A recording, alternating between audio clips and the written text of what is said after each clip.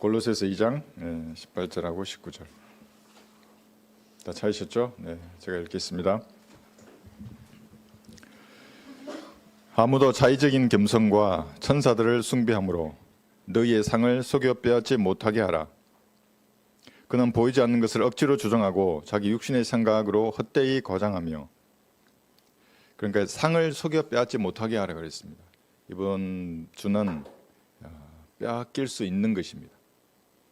그러니까 이 상은 빼앗길 수 있기 때문에 빼앗지 못하게 해야 합니다. 그리스도인들이 머리를 붙들고 있지 아니하나 온몸은 머리로부터 마디와 힘줄을 통하여 영양을 공급받고 엮어져서 하나님께서 자라게 하심으로 자라느니라. 머리가 예수님이십니다. 여러분 몸 안에 들어가 계신 성령 하나님이십니다. 기록된 하나님의 말씀인 겁니다. 이것을 통해서 영양을 공급받아서 성장하는 겁니다. 그렇지 않은 모든 사람은 상을 다 빼앗길 것입니다. 제목은 빼앗지 못하게 하라입니다. 나라마다 그 나라의 품격이 있습니다. 이것을 국격이라고 하는 겁니다. 우리나라의 국격은 여러분 어떻게 보이십니까? 얼마나 나라가 잘 사는지, 또 기술이나 천연 자원이나 인재들이 많은지 이런 것하고 국격은 상관이 없습니다. 그 나라의 국격은 그 나라를 위해서 희생한 사람들을 잊지 않는 것에서 시작하는 것입니다. 잊어버리면 어떻게 되는가 하면 나라의 품격을 상실한 비정상적인 국가가 되는 것입니다. 호국 보훈의 달 6월입니다. 여러분들이 잊지 말아야 할 것은 이 자유 대한민국이 현재까지 서 있기까지 피 흘린 사람들, 여러분 잊어서는 안 되는 것입니다. 그 피 묻은 전투복 위에 오늘날의 자유 대한민국이 서 있는 것입니다. 살아가는 동안 마음껏 하나님을 찬양하고 경배 드릴 수 있는 이 자유는 자유 대한민국이라는 국가 위에 그런 국가가 있기 때문에 가능한 것입니다. 며칠 전에 68회 현충일 추념식에서 대통령은 천안함 생존 장병에 대해서 국가 유공자 정세를 진수했습니다. 전사자의 묘역에도 찾아가서 유가족을 위로했습니다. 유가족 중에 한 사람이 이런 말을 했습니다. 살다 보니 이런 날도 있군요. 국군 최고 통수권자지 않습니까? 그럼 조국을 위해서 피 흘린 사람들을 자기가 기억해야죠. 제일 먼저 나가서 그 유가족을 위로해주고, 그 당연한 거 아니겠습니까? 지금까지 잊혀졌던 사람들입니다. 그러니까 살다 보니 이런 날도 있군요, 이런 말을 하는 것입니다. 국군 최고 사령관의 올바른 자세입니다. 자기의 군사를 잊지 않는 것입니다. 하나님께서도 자신의 군사를 결코 잊지 않을 것입니다. 왜냐하면 하나님도 하나님다운 품격을 가지고 계시기 때문에 그렇습니다. 뿐만 아니라 자신의 군사를 다른 사람에게도 잊혀지지 않게 하실 것입니다. 하나님도 잊지 않으시고 다른 모든 그리스도인들의 기억 속에도 그 군사를 잊지 않게 하는 것입니다. 모두가 기억나게 하실 것입니다. 그 시대를 살아가면서 하나님의 역사 가운데 한 페이지를 기록하는 사람들입니다. 결코 잊혀지지 않을 것입니다. 이는 하나님께서는 너희의 행위와 사랑의 수고를 잊으실 만큼 불의하지 아니하심이라. 히브리서 6장 10절입니다. 이것이 하나님의 품격입니다. 그리스도의 심판석에서 구원받은 모든 성도들과 천사들, 그룹들이 보는 가운데에서 하나님께서는 여러분의 행위와 사랑의 수고를 드러나게 하실 것입니다. 이 민족에게 최종 권위로 주신 한글 킹제임스 성경을 믿고 실행한 하나님의 사람들입니다. 구원받은 이후의 행위에 대해서 상을 받고 면류관을 받을 것입니다. 유업을 받을 것입니다. 하나님께서 자신의 군사를 잊으신다면 불의한 하나님이 됩니다. 그런데 우리 하나님은 의로우신 분이지 않습니까? 완벽한 의를 가진 분입니다. 어떤 흠도 점도 없는 고결하신 분입니다. 고결하다는 말은 성품이 고상하고 순결하신 분입니다. 이 단어에 어울리시는 분은 하나님밖에 없습니다. 하나님은 자신의 성품을 스스로 부인하지 않으시기 때문에 자신의 군사를 결코 잊지 않으실 것입니다. 한번 들어보십시오. 다니엘 12장 3절에 나오는 말씀입니다. 한번 찾아보십시오. 다니엘 12장 3절. 단순히 지상 삶을 사는 동안 잊지 않는 것이 아니라 하나님은 영원히 잊지 않으실 것입니다. 현명한 자들은 창공의 광명처럼 빛날 것이요, 많은 사람을 의로 돌이키는 자들은 별들처럼 영원 무궁토록 빛나리라. 영원 무궁토록 잊지 않으시는 겁니다. 빛이 납니다. 그 사람의 행위와 사랑의 수고가. 그래서 현명한 사람이란 이 세상에서 빛나며 박수받는 삶이 아닙니다. 세상에 빛을 받는 거지 않습니까? 그 조명을, 그것은 잠깐뿐인 것입니다. 아무리 강력한 세상의 조명도 시간이 지나면 꺼집니다. 세상의 화려한 조명이 빛의 밝기가 점점 흐려지다가 결국은 꺼져버리는 것입니다. 조명이 꺼지면 영원한 흑암이 그를 삼켜버릴 것입니다. 그 세상 빛은 진짜 빛이 아닙니다. 참 빛이신 예수님을 가리는 가짜 빛입니다. 세상의 시각에서 현명한 사람이란 성경적 관점에서 볼 때에는 캄캄한 흑암이 간직된 사람입니다. 흑암 속에 빠지면 아무도 그를 기억하지 않을 것입니다. 세상이 보기에 어리석은 사람이 하나님 보시기에는 현명한 사람입니다. 세상이 보기에 현명한 사람은 하나님 보시기에는 어리석은 사람입니다. 고린도전서 3장 18절에는 이렇게 말씀하고 있습니다. 아무도 자신을 속이지 말라. 만일 너희 가운데 누구라도 이 세상에서 현명하다고 생각하거든 어리석은 자가 되라. 그러면 현명한 자가 되리라. 세상적 판단에서 어리석게 보이는 믿음을 행사하는 사람들, 하나님 보시기에는 현명한 사람입니다. 현명한 사람은 잠깐 보이다가 사라지는 가짜 빛을 따르지 않습니다. 영원한 빛, 참 빛이신 예수님을 따르는 사람들입니다. 이것을 그리스도인이라고 하는 겁니다. 그리스도 심판석에 섰을 때 주님께 상을 받고 칭찬을 받고 면류관을 받아 밝게 빛나는 사람, 이 사람이 현명한 사람입니다. 이 가치를 아는 사람입니다. 이 땅을 살아가면서 가치를 모르면 그리스도 심판석을 고대하지 않을 거 아닙니까? 그날을 위해서 아무도 일하지 않을 겁니다. 주님께서 이런 사람에게 주실 빛나는 빛은 영원 무궁토록 꺼지지 않을 것입니다.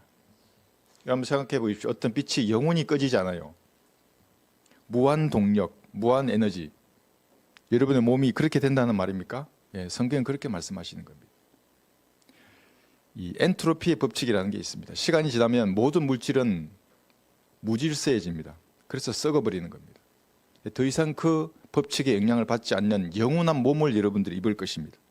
영원한 빛을 내는 몸, 영원한 영광을 여러분들이 받을 것입니다. 이것이 성경에서 말씀하신 약속입니다. 예수님의 피로 맺은 언약의 한 부분입니다. 사람들이 믿지 않죠. 그래서 지금도 무한 에너지를 만들려고 그러고 무한 동력을 만들려고 합니다. 간단합니다. 예수님을 구주로 영접하면 그렇게 변화될 것입니다. 얼굴에 하는 화장은 시간이 지나면 지워야 되지 않습니까? 빛이 나지 않습니다. 그러나 장차 여러분의 받을 빛은 영원토록 빛날 빛입니다. 얼굴에서 빛이 나고 옷에서 빛이 나는 겁니다. 하나님의 후광이 여러분도 똑같이 그런 후광이 여러분에게서 나올 것입니다. 고린도전서 15장을 한번 펴보십시오. 구원받지 않거나 육신적인 사람이 오늘 설교를 들으면 저를 미쳤다고 하겠죠. 어떻게 사람이 그렇게 변화되냐고. 성경은 명확하게 말씀하고 있습니다. 고전 15장 38절에 보시면 하나님께서는 자기 뜻대로 씨앗에다 형체를 주시되 씨앗마다 그 고유한 형체를 주시느니라. 모든 육체가 다 같은 육체가 아니니 어떤 사람은 사람의 육체요, 어떤 것은 짐승의 육체며 어떤 것은 물고기의 육체요, 어떤 것은 새의 육체니라. 자, 육체가 다 다르죠, 그죠? 이렇게 다르듯이 장차 받을 영광도 다 다르다고 40절부터 말하고 있습니다. 또한 하늘에 속한 몸들도 있고 땅에 속한 몸들도 있으나 하늘에 속한 것들의 영광이 다르고 땅에 속한 것들의 영광도 다르니라. 여러분이 변화된 몸, 그 영광, 빛이 다를 것입니다. 41절 보시면 하나는 해의 영광이요 또 하나는 달의 영광이요 이며 또 다른 하나는 별들의 영광이니 이는 영광에 있어서 한 별이 다른 별과 다르기 때문이라. 그러니까 여러분들이 그래서 심판석에서 행위와 사랑의 수고를 받을 때에 그 빛나는 빛은 어떤 사람은 태양같이 항성처럼 스스로 밝게 빛나는 그런 영광을 가질 것입니다. 어떤 사람은 태양처럼은 밝지는 않지만 달처럼 밝은 빛을 방사하는 정도의 영광을 가질 것입니다. 어떤 사람들은 그냥 초롱초롱 빛나는 별과 같은 영광을 가질 것입니다. 이 영광이 다 다른 것입니다. 하나님께서 바라시는 그 참빛이 퇴색하지 않듯이 그리스도인이 받을 광명도 결코 꺼지거나 흐려지지 않을 것입니다. 무한 에너지입니다. 다르긴 하더라도 별과 같은 영광을 받을지라도 그것은 영원히 빛나는 빛이 될 것입니다. 여러분의 빛이 바래지 않고 영원 무궁토록 주변을 비출 것입니다. 시간이 흘러서 영원 시대가 된다면 한번 생각해 보십시오. 시간이 영원 무궁토록 흐르지 않습니까? 영원 시대가 되면 수억만 년, 수백만 년이 흐를 겁니다. 그러면 여러분의 그 밝게 빛나는 빛이 주변의 항성 전체를 비출 겁니다. 태양계와 같은 항성에 여러분이 있다면 그 빛이 항성 전체를 비출 것입니다. 그래서 태양계에 빛나는 누구누구 형제 이렇게 부를 것입니다.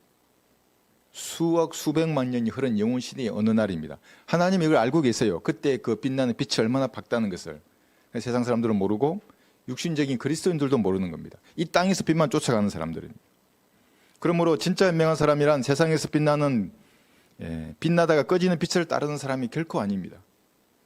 영원 무궁토록 빛나는 그 빛의 강원, 그 빛을 위해서 이 땅을 살아가는 사람이 가장 현명한 사람입니다. 그것을 그리스도인이라고 하는 것입니다. 우리 지역 교회를 보이지 않는 곳에서 섬기는 사람들이 많이 있습니다. 지방에서도 해외에서도 있습니다. 사람의 혼을 지옥에서 이겨오고 하나님의 말씀을 전파하는, 진리의 지식을 전파하는 일에 직간접적으로 동참하는 귀한 성도들입니다. 기도와 물질로 하나님의 일에 동참하는 분들입니다. 시간과 노력으로 동참합니다. 자신의 몸과 은사와 재능으로 동참하는 것입니다. 어떤 분은 문자, 메시지로 응원을 보내기도 합니다. 전화로 격려의 말씀을 전하기도 합니다. 이렇게 동참해서 하는 이 일은 하나님의 일입니다. 하나님의 사역입니다. 하나님께서는 자신의 일을 수행하는 성도를 결코 잊으실 만큼 불의하신 분이 아닙니다. 하나님의 고귀한 품격을, 하나님께서는 그런 품격을 가지고 계시기 때문에 자신을 위해서 헌신하는 성도의 수고와 눈물과 노력을 모두 기억해 주실 것입니다. 어렵고 고귀하신 하나님께서는 자신의 일꾼이 받아야 할 품삯을 잊지 않고 주실 것입니다. 주지 않으면 불의한 주인이 되는 겁니다. 열심히 일했는데 삭슬 주지 않아요. 그건 하나님이 아닙니다. 그분은. 현대의 벽요한 교인들은 자신의 일만을 생각합니다. 먹고 마시고 즐기면서 교회 생활을 여가 수단으로 생각하는 겁니다. 그러니까 어떻게 해서든지 이 지상에서 잘 살려고 노력하는 사람들입니다. 교회는 사교 모임으로 변질되어 있습니다. 우리 교회에 놀러왔던 어떤 여자 권사가 있습니다. 할머니들의 식사 모임이 좋아서 제대교회에 출석하던 사람들입니다. 교회를 사교장으로 아는 겁니다. 제가 좋게 보일 리가 없지 않습니까? 사교장에 오면 제가 나가서 이렇게 립 서비스를 해야 되는데 제가 그런 걸 잘 안 하지 않습니까? 결국에는 같습니다. 모두 자기 자신의 일만을 구하고 그리스도 예수의 일은 구하지 아니하느니라. 빌립보서 2장 21절입니다. 그리스도 예수의 일은 관심도 없습니다. 자기만 생각하는 사람들입니다. 하나님께서 이런 사람들에게 하시는 준엄한 경고입니다. 자기밖에 모릅니다. 이 사람들은. 자기 사랑을 생각하는 겁니다. 자기 일, 자기 감정에 몰입합니다. 자기 사업, 자기 집안, 자기 딸, 자기 아들, 자기 사역. 자신을 구원하신 하나님의 일은 내팽개쳐버린 어리석은 사람들입니다. 영적 군사는 자신의 참호에서 그리스도 예수의 일을 깊이 생각하는 사람들입니다. 갑옷을 벗고 정복으로 갈아입은 그러한 사교에 모이면 셋째 하늘 나라에서 충분히 할 수 있습니다. 영원히 하는 것입니다. 그곳에서. 그때는 예수님과 직접 말할 것입니다. 그때는 구원받은 성도들과 함께 이야기꽃을 피울 것입니다. 나는 이렇게 믿음을 지켰다고, 나는 고난 가운데서도 내 믿음을 버리지 않았다고, 이렇게 하나님을 성경대로 섬겼다고 교제할 것입니다. 그러나 지금은 야전에 파놓은 척박한 자신의 참호에서 자신의 임무를 다해야 합니다. 먼저 자신의 임무를 다해선 예수님을 깊이 생각해 보아야 하는 겁니다. 그러므로 하늘의 부르심에 참여하는 거룩한 형제들아, 여러분들은 거룩한 형제들입니다. 뭐가 잘나서 거룩한 게 아니라 예수님의 피로 깨끗하게 된 겁니다.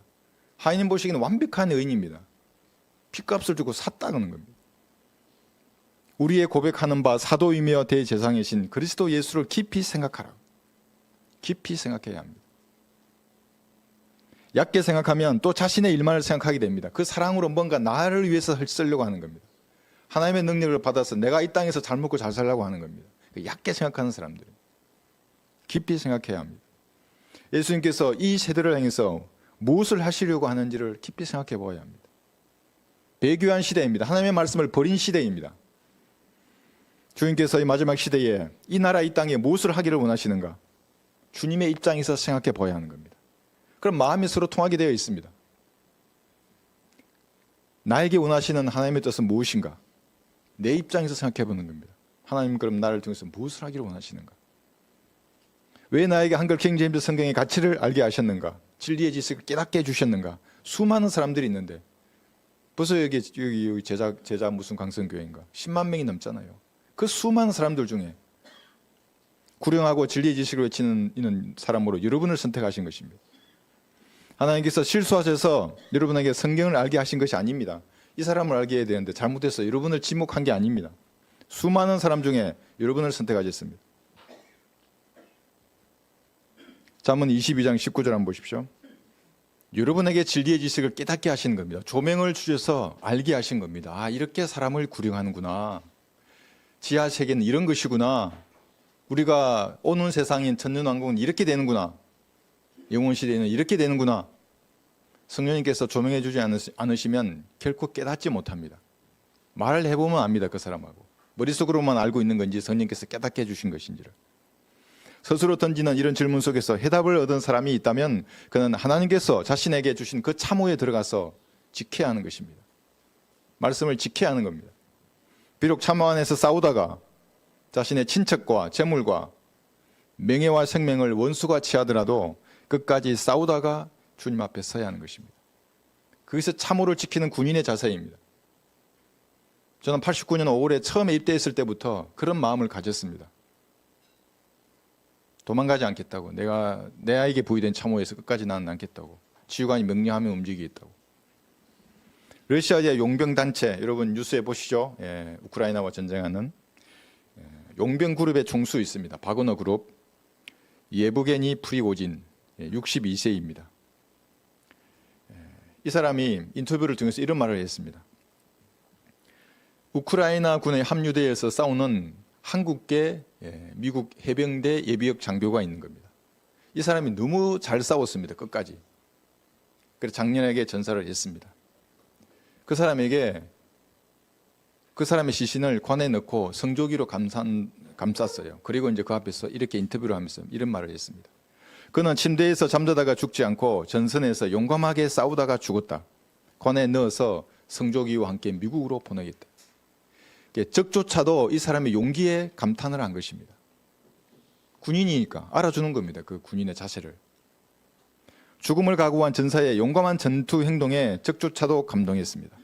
여러분도 이렇게 용감하게 싸워야 하는 것입니다. 셋째 하늘의 천사들이 여러분을 부러워하게 싸워야 하는 겁니다. 영적인 전장에서는. 마귀들조차도 여러분의 용기에 감탄하도록 용감하게 싸워야 합니다. 한번 들어보십시오. 하나님을 통하여 우리가 용감히 행하리니 이는 그가 우리의 원수들을 짓밟으실 분임이시로다. 시편 108편 13절입니다. 용감하게 싸우는 겁니다. 이렇게 싸우는 힘의 근원은 갈보리에서 흐르는 샘물과 같은 보혈의 능력입니다. 어떻게 그 육신을 입은 사람이 영적인 일을 감당할 수 있겠습니까? 악한 육신을 다 입고 있는데. 샘물과 같은 보혈의 능력입니다. 거기서 어떻게 내 죄를 자백하고 내 연약함을 주님 앞에 고해서 주님으로부터 힘을 공급받느냐입니다. 이 방법만 알면 누구든지 용감하게 싸울 수 있습니다. 마귀도 감동할 겁니다. 그 용기에. 천사들도 감동하고. 거대한 영적 세력 앞에서 자신이 나약해질 때마다 불의 능력을 의지해서 일어나야 하는 겁니다. 집요하게 여러분을 괴롭히는 육신의 욕망 앞에서도 넘어지면 다시 일어나야 합니다. 왜냐하면 샘물과 같은 보혈의 능력이 여러분 옆에 흐르고 있습니다. 그 보혈의 능력을 의지해서 일어나는 겁니다. 하나님 저의 연약함을 용서해 주십시오. 그리고 저에게 지혜와 용기를 주셔서 하나님이 내게 맡겨주신 이 임무를, 이 일을 수행할 수 있도록 길을 인도해 주십시오. 아둔한 저를 깨우쳐 주십시오. 이렇게 주님과 교제하는 순간에 다시 힘을 얻는 것입니다. 지상에서 그리스도인을 음해하고 비방하는 자들은 하나님께서 짓밟으실 것을 성경 여러 군데에서 경고하고 있는 것입니다. 여러분의 눈에 눈물을 흘리게 하고 가슴을 아프게 한 사람들은 하나님께서 친히 복수하실 것을 성경에서 말씀하고 있습니다. 그래서 안갚음, 복수 이것은 하나님께서 하시는 겁니다. 그럼 여러분은 뭐 하면 됩니까? 마음의 화평을 유지하는 것입니다. 쉽지 않죠. 나에게 비방하고 거짓으로 몰아붙이는데 어떻게 마음의 화평할 수 있어요? 그 괴로워하는 육신이 죽었다고요. 갈보리 십자가에서. 그걸 가르치게 하는 건 나를 하나님이 지금 배우게 하는 겁니다. 이것을. 그리고 그 사람 하나님 손에 맡기는 겁니다. 여러분이 분노하거나 앙심을 품지 않는다면 하나님께서 반드시 일하실 것입니다. 이게 성경의 원칙입니다. 그러니까 그리스도는 화평만 유지하면 돼요. 로마서 12장 한번 펴보십시오. 19절. 로마서 12장 19절. 복수라는 단어가 신약적 관점에서 그리스도인에게 하는 충고는 여기 한 구절 딱 나와 있습니다. 구약에는 많아요. 구약에는. 살아가는 자들아 너희 스스로 복수하지 말고 진노하심에 맡기라. 기록되었으되 원수 갚는 것은 나의 일이니 내가 갚으리라고 주가 말하노라고 하였느니라. 하나님의 일이에요. 복수하시는 게. 왜 그리스도인이 나서는 겁니까? 그럼 하나님이 일하지 않으시는 거예요. 여러분만 힘들고 피곤해집니다. 쓰러져요 좀 있으면은. 왜냐하면 미움과 증오는 마귀의 일이에요. 안에서 부딪히잖아요. 이게 어떻게 살 수 있어요? 잠도 못 자요. 밥도 못 먹고. 그러지 말고 주님께 모두 맡기는 겁니다. 원수 갚는 것은 하나님의 일입니다. 그러므로 그리스도인이 겁을 먹고 두려워할 이유가 전혀 없습니다. 원수를 갚아주신다는데 하나님께서 얼마나 멋진 말입니까 이것이. 어떤 사람이 저와 우리 가족, 자녀들, 우리 집안을 저주하는 동영상을 만들어서 유튜브와 페이스북에 올렸습니다. 저는 이걸 보고 이 사람은 그리스도인이 아니라 부두교 교인이라고 알았습니다. 부두교 아시죠? 인형을 만들어 놓고 핀으로 찌르는 겁니다. 이렇게 죽어라 죽어라 이렇게. 성경적으로 봤을 때 그렇게 하면 그 전부 자기에게 돌아가는 겁니다. 왜냐하면 나는 이미 갈보리의 피로 모든 죄를 다 씻었는데 의인에게 핀을 찌르잖아요. 그럼 누구한테 들어가요? 찌른 자기에게 들어가게 되어 있습니다. 까닭 없는 조주가 임하지 않는 겁니다.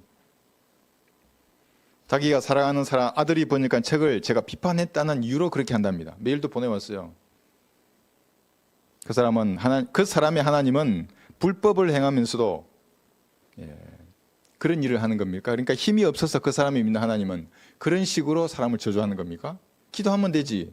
내가 만약에 불의를 행하는 사람이라고 생각되면 기도하세요. 하나님 저 사람을 데려가 달라고. 그 사람의 집안의 대대로 흐르는 마귀의 영이 무엇인지를 그가 쓰는 문장으로 보여주는 것입니다. 참호는 삶과 죽음이 공존하는 전쟁의 첨단입니다. 참호는 날카로운 창의 끝부분입니다. 거기서 전쟁을 하는 겁니다. 이곳에서 예수님의 군사는 자신의 영적인 배고픔과 싸우는 겁니다. 허기와 싸웁니다. 실제적인 배고픔과도 싸우고 이곳에서 이 참호에서 자신의 영적인 갈망과도 싸우는 것입니다. 자신의 고뇌와도 싸우는 겁니다. 고독과 싸우고 외로움과 싸우는 것입니다. 거짓 형제들과도 싸워야 합니다. 바울도 그렇게 싸웠습니다. 때로는 삶의 절망과도 싸우는 것입니다. 그 영적인 참호에서 삶의 절망이 내게 다가오면 낙심해서 포기해버리는 겁니까? 싸워야죠 그것과. 한번 들어보십시오. 고린도후서 1장에 나오는 말씀입니다. 형제들아 아시아에서 우리에게 닥쳤던 고난을 너희가 모르기를 원치 아니하노니 이는 우리가 받은 극심한 압박으로 인하여 견딜 힘을 잃어 심지어는 삶의 절망에까지 이른 것이라.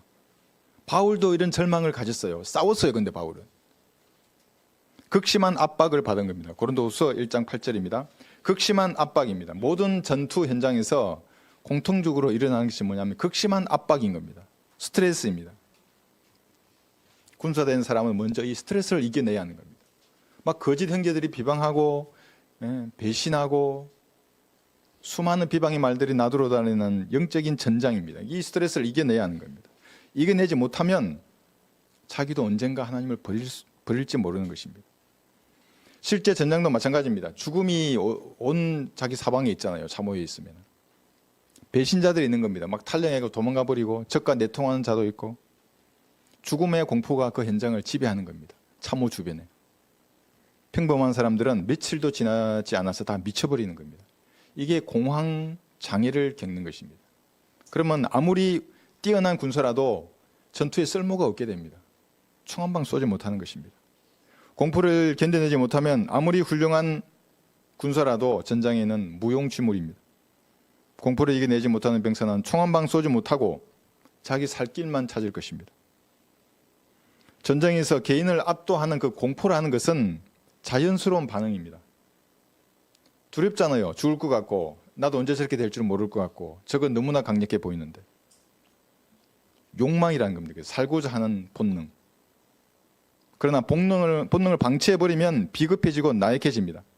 결국에는 자신의 참호를 버리는 겁니다. 살려고 도망가 버리게 됩니다. 그래서 군인들은 평시에 강인한 체력을 단련하게 하는 겁니다. 각자의 전술청기를 연마하게 합니다. 그래서 조건 반사적으로 싸우게 만드는 겁니다.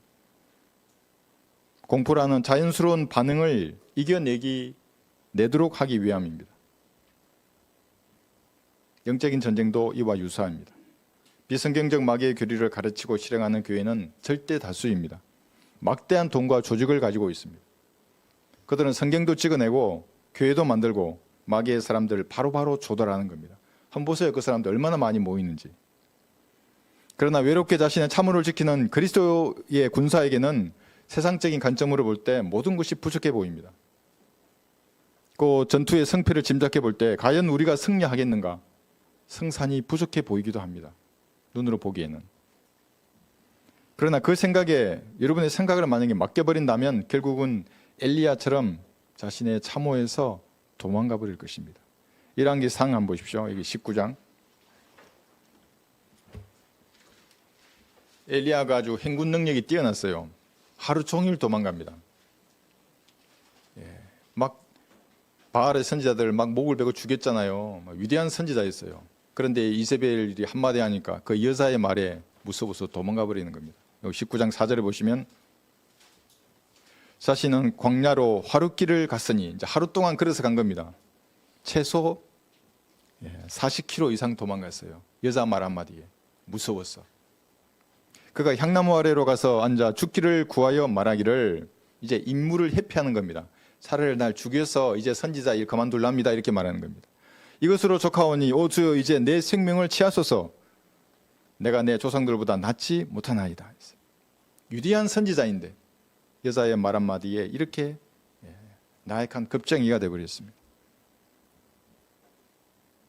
지금까지 자신과 동행하시면서 엘리야를 먹이시고 입히시며 능력을 행하게 하셨던 하나님은 까맣게 잊어버린 것입니다.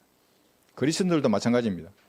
여러분은 먹이시고 인도하시고 영적 지각을 주시는 그 하나님 잊어버리면 안 됩니다.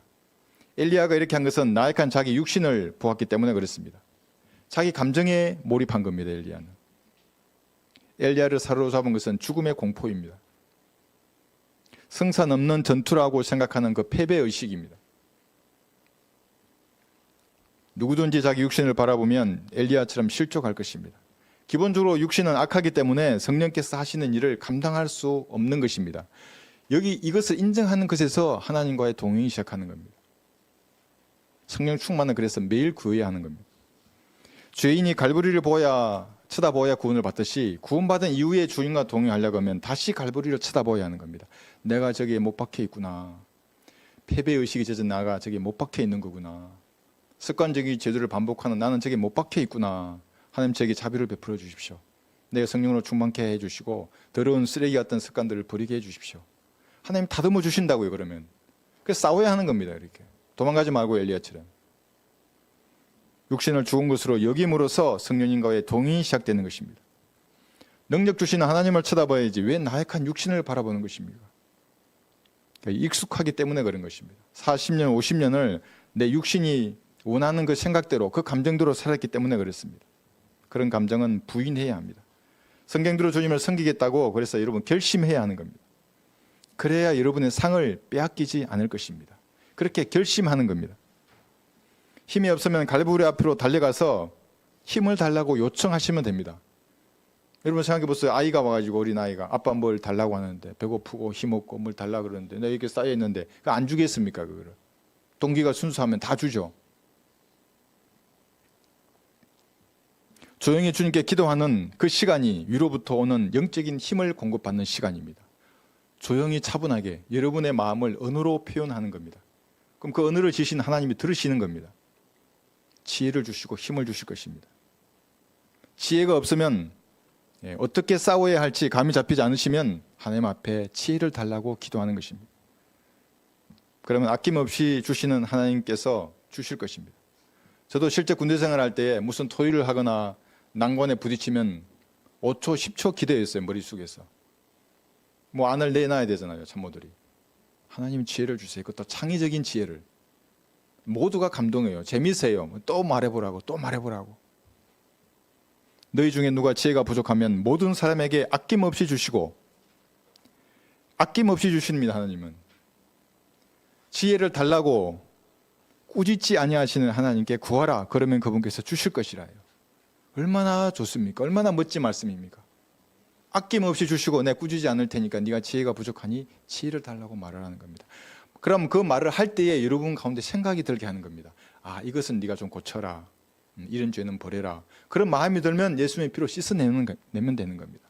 그 교제의 시간이 여러분이 힘을 받는 시간입니다. 지혜를 받는 시간입니다. 위로부터 주시는 지혜로 여러분이 처한 상황을 올바르게 판단해야 하는 겁니다. 그런 판단이 듭니다. 그때에.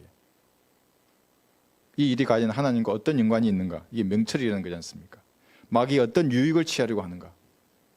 그 다음에 결심해서 대응하는 겁니다. 판단을 하게 하시는 겁니다. 그 지혜를 받으면. 그 다음에 결심해서 대응하면 됩니다. 이렇게 상황을 판단하고 여러분이 결심하지 않습니까? 이 대응하는 이것은 세상 전투에서도 끊임없이 일어나는 상황입니다. 상황을 판단해보고 성경대로 어떻게 할 것인지 결심하고 내가 움직이는 겁니다. 공포는 자연스러운 반응이지만 이 공포를 이겨내는 용기는 결심하는 겁니다. 그러면 공포가 달아나 버리는 겁니다. 결심하는 겁니다. 저도 군대 생활을 할 때 실제 상황이 몇 번 생겼는데 결심하면 겁이 없어져 버려요. 이렇게 싸우겠다 내가. 결심하지 않으면 우왕좌왕하는 겁니다. 이리 가야 되고 저리 가야 되나, 내가 살려면 어디로 가야 되지. 아무것도 안 돼요. 그러면 공포는 사라지고 여러분이 어떻게 성경대로 이 땅을 살아야 할지 명확해질 것입니다.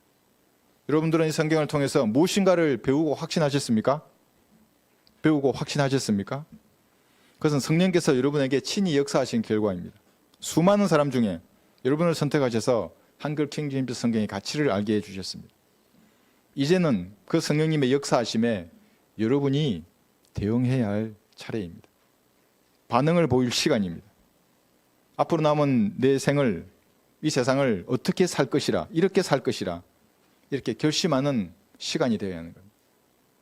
여러분의 마음을 굳게 정해야 합니다. 그래야만이 요동하는 바다 물결처럼 여러분의 믿음이 흔들리지 않을 것입니다.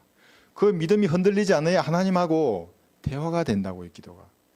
하나님은 신실하지 않습니까? 믿음이 충만한 분입니다. 근데 여러분의 믿음이 전혀 없거나 흔들리면 어떻게 이게 대화가 되겠습니까? 교제가 안 되는 겁니다. 그래야만이 지금까지 성경대로 주님을 섬겼던 여러분의 그 희생과 땀과 눈물과 노력이 상을 잃지 않을 것입니다. 한번 들어보십시오. 주가 이같이 말하노라. 내 목소리로 우는 것을 그만하고 내 눈으로 눈물을 흘리는 것을 그만하라. 이는 내 일이 보상을 받을 것이요. 보상해 준다고 여기 예레미야 31장 16절입니다. 말씀하셨어요. 하나님께서. 그만 울으라. 반드시 내 일이 보상을 받을 것입니다. 어디에서 받는 겁니까? 그리스도의 심판석에서 받을 것입니다. 주님을 섬겼던 일에 대한 보상을 받을 것입니다. 그러나 지금은 세상 눈으로 볼 때 그 가치가 없어 보입니다. 그리스도의 심판석은 셋째 하늘에서 받는 거잖아요. 이 땅에서는 보이지도 않아요. 감을 잡을 수도 없는 겁니다. 사람들이. 오히려 여러분의 믿음의 행보를 폄하하고 조롱할 수도 있습니다. 왜 그 셋째 하늘 그 먼데 투자를 내 가까운 이 세상에 투자하지? 그런 평가가 여러분에게 눈물이 될 수도 있습니다. 그러나 여러분이 행한 믿음의 실행은 반드시 보상을 받을 것입니다. 왜 셋째 하늘에 투자하느냐? 이자라도 있니? 누가 물었어요. 이자를 주니 거기 투자하면?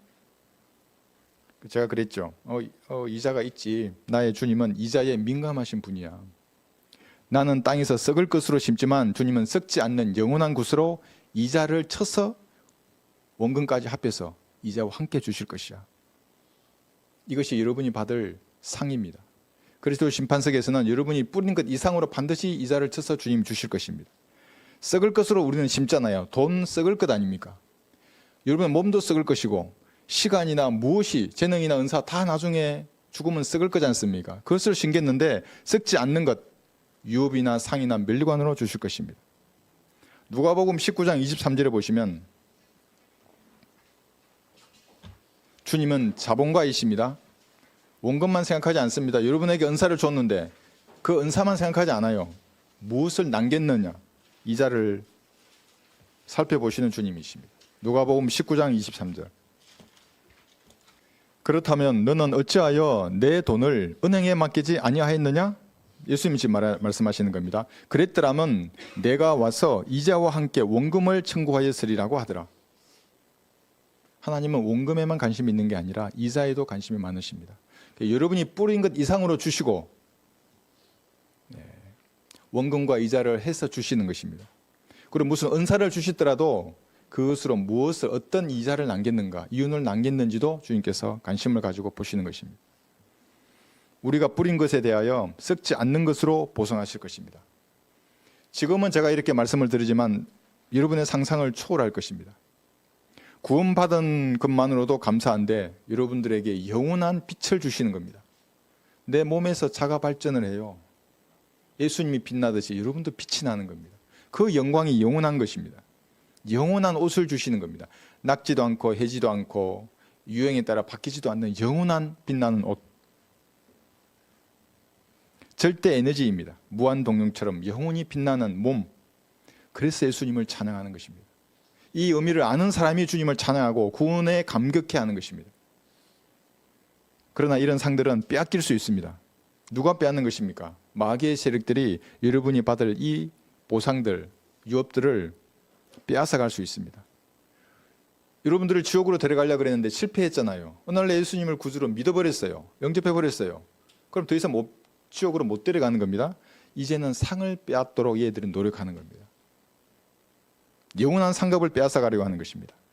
한평생 많은 눈물과 시련으로 주님을 섬겼던 상은 그래서 빼앗길 수 있습니다. 여러분들은 지켜내야 하는 것입니다. 오늘 예배드리는 이것도 상으로 받을 것인데 내일 여러분들이 다른 영을 따라서 행한다면 상을 빼앗길 수 있는 것입니다.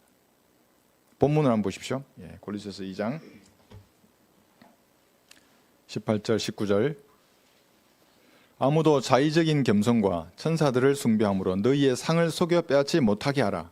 이 상을 속여 빼앗는 세력들이 존재하기 때문에 여러분 지켜야 하는 겁니다. 그는 보이지 않는 것을 억지로 조정하고 자기 육신의 생각으로 헛되이 가장하며 머리를 붙들지 아니하나 온몸은 머리로부터 마디와 힘줄을 통하여 영양을 공급받고 엮어져서 하나님께서 자라게 하심으로 자라느니라. 지켜야 하는 겁니다. 보상을 빼앗기지 않도록. 여기 자의적 겸손이 뭡니까? 내가 구원받았다고 또는 내가 헌신했다고 겸손한 척 말하는 사람들입니다. 포장합니다. 이 사람들은. 그러니까 겉과 속이 다른 위선자들입니다. 이런 사람들 입에서는 항상 겸손한 꿀이 철철 넘쳐 흐릅니다. 얼굴은 맨날 미소 짓고 있고 한두 번은 속일 수 있어도 이런 사람과 교제하면 그 약한 양심이 말이나 행동으로 드러나는 겁니다. 그러니까 성도들이 바로 압니다. 이것은. 이거 이상하네. 왜 이 사람이 거짓말을 이렇게 밥 먹듯이 잘하지? 거짓말은 마귀의 압인데 그리스도인이 어떻게 마귀가 하는 거짓말을 나도 모르게 실수할 수 있어도 그걸 지어내는 거짓말이 걸리게 되어 있습니다. 우리도 받지 않습니까? 그런 분. 여기 숭배함. 천사들을 숭배해서 이 당시에는. 현대는 다양한 것을 숭배합니다. 어떤 사람은 남자나 여자를 숭배합니다. 그러니까 TV에도 그러잖아요. 뭐 나를 수용하라 그러고. 그 숭배하는 겁니다. 똑같은 말입니다. 그것이. 아내나 남편, 자식을 숭배합니다. 돈이나 권력을 숭배하는 사람들이 얼마나 많은지 모릅니다. 돈이면 안 되는 게 없는 줄 아는 거예요. 그 사람들은. 권력을 잡으면 다 가진 줄 아는 겁니다. 천사들을 숭배하는 것이나 그것을 숭배하는 것이나 똑같은 사람들입니다. 어떤 사람은 자기가 받은 교육을 숭배하는 겁니다. 난 박사학위를 가지고 있는데 내가 변호사인데 내가 보니까 이것은 번역이 아주 우스래. 비둘기는 그녀가 되어야 해. 교단이나 교제권을 숭배하는 사람도 있고 쾌락을 숭배하는 사람도 있습니다. 모두가 상을 빼앗길 것입니다. 첫 언급의 법칙에 따라서 숭배라는 단어가 처음 나온 문장을 제가 읽어드리겠습니다. 한번 들어보십시오. 그들은 그들의 신들을 엄란하게 숭배하며, 여기 숭배가 나온 겁니다. 그러니까 숭배란 것은 신들을 숭배하는 것, 이것이 포함되어 있습니다.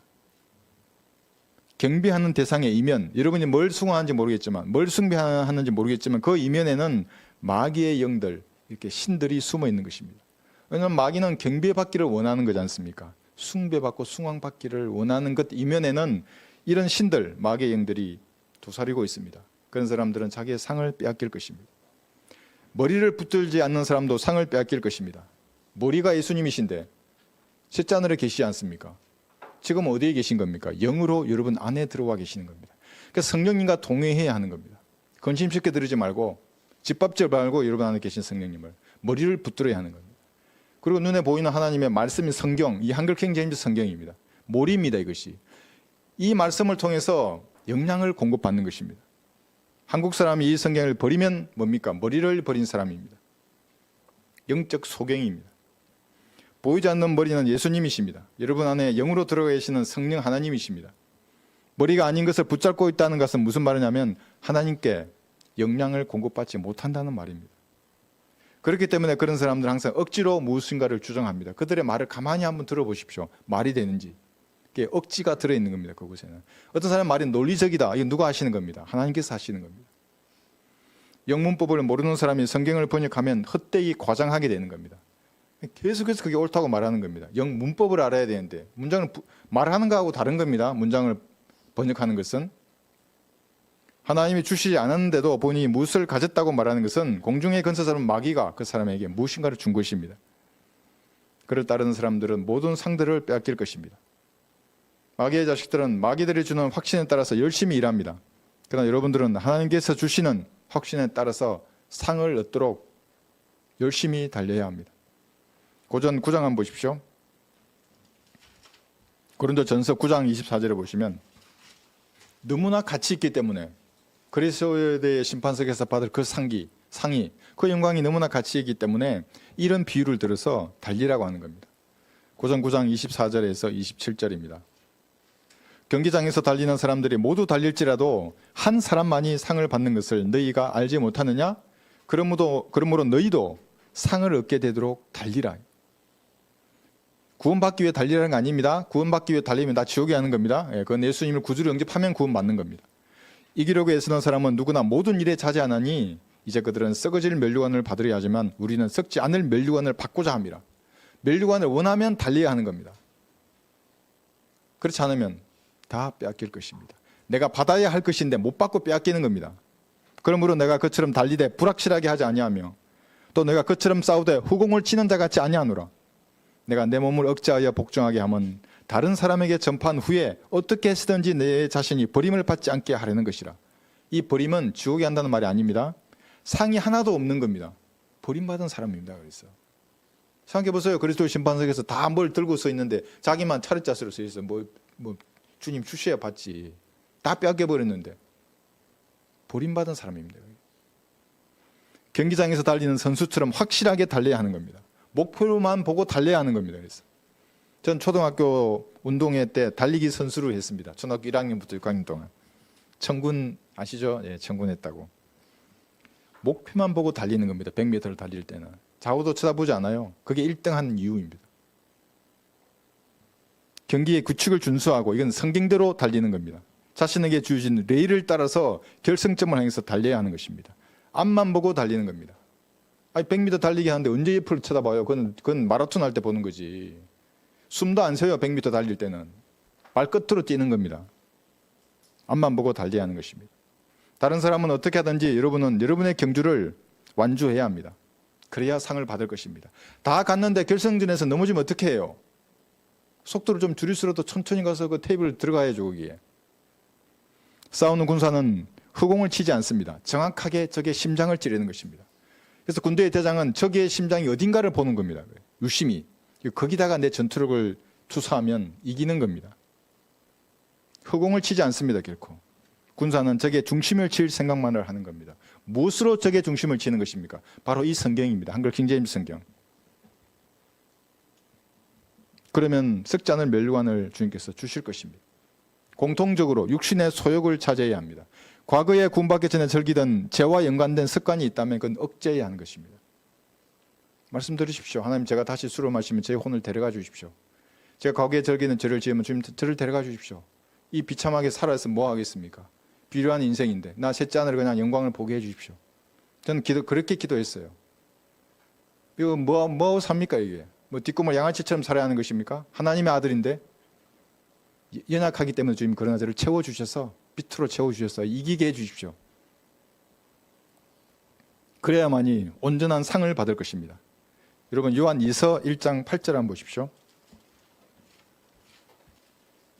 너희 자신을 돌아보라. 이는 우리가 이루어 놓은 것들을 잃지 아니하고 온전한 상을 받으려는 것이라. 잃어버리는 사람들이 있다는 겁니다. 온전한 이 상을 다 받을 것인데 여러분 낚시꾼에게 제일 큰 고기가 뭔지 아십니까? 어떤 고기인지 아십니까? 예, 잃어버린 고기입니다. 탁 물었어요. 물고기를 낚고 올리다가 중간에 도망가버린 물고기가 제일 큰 물고기예요.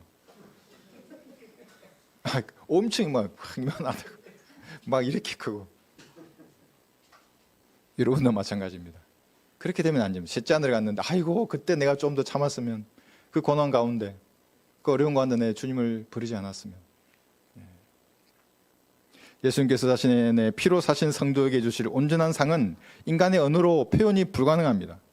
왜냐하면 그 상에는 우주의 창조주의 사랑과 정성이 담겨 있습니다.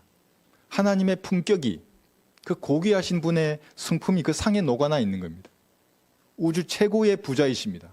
근데 뭘 아끼겠습니까? 재료를 아끼겠어요? 우주 최고의 예술가 있습니다. 우주 최고의 디자이너이십니다. 우주 최고의 세공가이신 주님께서 주시는 영원한 보상인 것입니다. 마귀는 이것을 알기 때문에 빼앗기게 만드는 겁니다. 이 땅을 사는 동안 못 받게. 여러분은 온전한 상을 빼앗기지 않아야 합니다. 다른 것은 빼앗겨도 상관없습니다. 마귀의 세력이 내 친척과 재물과 명예와 생명을 원한다면 와서 가져가라고 하십시오. 내 건강을 가지기를 원한다면 가져가라고 하십시오. 물론 이건 주님의 성인사항입니다. 마귀가 지 마음대로 할 수 없지만 다 가져가라고 하십시오. 그러나 내가 믿음을 버리지 않는 한 내가 받을 상은 결코 빼앗아가지 못할 것입니다. 요한복음 여기 16장 20절을 보시면, 마지막으로 이 구절 찾아보겠습니다. 요한복음 16장 20절. 요한복음 16장 20에서 22절. 진실로 진실로 내가 너희에게 말하노니 너희는 울고 애통할 것이나 세상은 기뻐할 것이며. 지금 세상 사람들이 기뻐해요. 여러분들 보고. 거대한 교회지 않습니까? 잘 먹고 잘 사는 세상 사람들 보기에 그리스도인들 하찮아 보이거든요. 너희는 슬퍼하겠으나, 우리는 믿음을 지켜야 하기 때문에 슬퍼할 수 있습니다. 그러나 슬퍼하는 자 같으나 우리 마음에는 기쁨이 있어요.